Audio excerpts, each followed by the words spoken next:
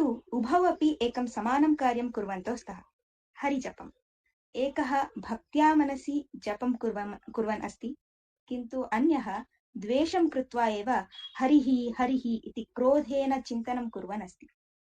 उभौ अपि जपमेव। सः प्रह्लादस्य भक्तिं सहितुं न शक्तवान्, अतः प्रह्लादस्य हननं कर्तुं बहूनि योजनानि कृतवान्। सर्पमण्डले बालं प्रह्लादम् उपवेशितवान्, पर्वतशिखरात् क्षिप्तवान्, विषमपि पायितवान्। द्वेषः कति पर्यन्तं मनुष्यस्य मनः कठोरं कर्तुं शक्यते खलु। एकः पिता स्वपुत्रस्य हननम् इच्छति, पुनरेकवारं विधेः क्रीडा, किन्तु भक्तिः द्वेषमपि निष्फलं करोति। अतः यदा यदा हिरण्यकशिपुः प्रह्लादस्य हननार्थं प्रयत्नं कृतवान्, तदा तदा प्रह्लादस्य भक्तिः तं रक्षितवती। अतः हिरण्यकशिपोः द्वेषः निष्फलम् अभवत्। होलिका हिरण्यकशिपोः सहोदरी, सा अपि वरधारिणी। सा अग्निदहात् अभयप्राप्ता, सा अग्निना न दह्यते। अतः हिरण्यकशिपुः एकस्मिन् फाल्गुणस्य पूर्णिमादिने तस्याः सहायं याचति, प्रह्लादस्य दहनं कर्तुं योजनां करोति। होलिकायाः ऊरुम् उपरि बालं प्रह्लादम् उपवेश्य अग्निकुण्डं निर्माय सजीवं दहति।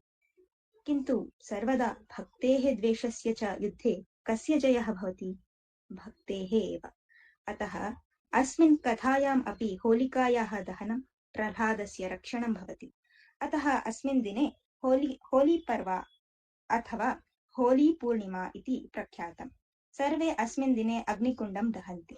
अत्र केवलम् आनन्दं भोगः नास्ति, आध्यात्मिकं महत्त्वम् अपि अस्ति।